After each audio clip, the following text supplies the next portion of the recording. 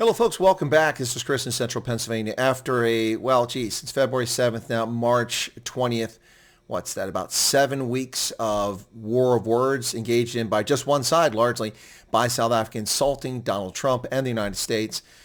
Endless war of words, attacks, we will not be bullied, the grand leader of white supremacy, the list goes on and on and on.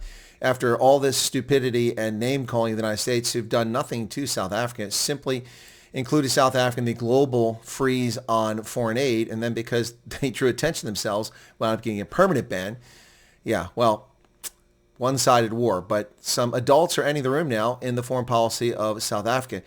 It may be painful for the spokesman of the presidency, Vincent Mangwenya, to say these things. You can see the uncomfortableness in his reading of the words, but nonetheless, there is some adult behavior going on here now.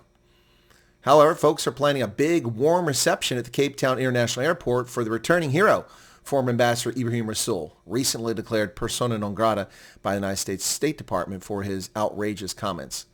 Oblivious to the deeply offensive and wildly inappropriate breaking of diplomatic protocol actions by Rasool, America-hating crowds plan to descend on the airport to greet their hero. But a funny thing happened on the way to Airport Junction. Let's listen in to what spokesman of the presidency, Vincent Mangwenya, has to share with South Africa.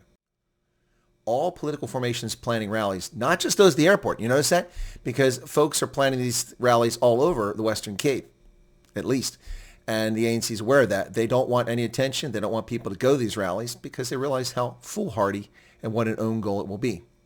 They want them to refrain from engaging or partaking in action that may seem inflammatory.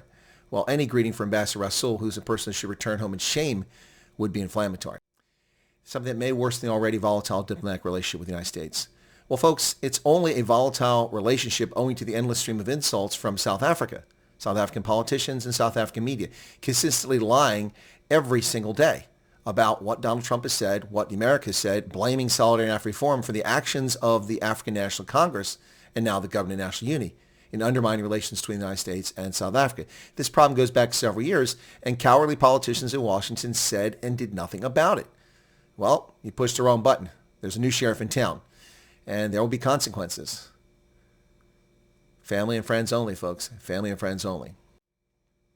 What the ANC appears to be doing now is trying to get control of its rogue Gauteng wing of the party.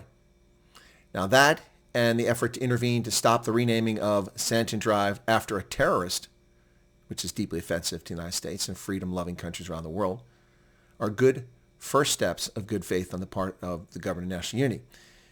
If they tone down the rhetoric, stop it entirely, perhaps the United States will begin to engage with them and give them office calls in Washington, D.C., which are necessary to get this thing under control. Otherwise, South Africa is going to find itself getting exactly what its lying academics, its lying media, and its lying politicians keep telling everybody, that they've been sanctioned, which they haven't been.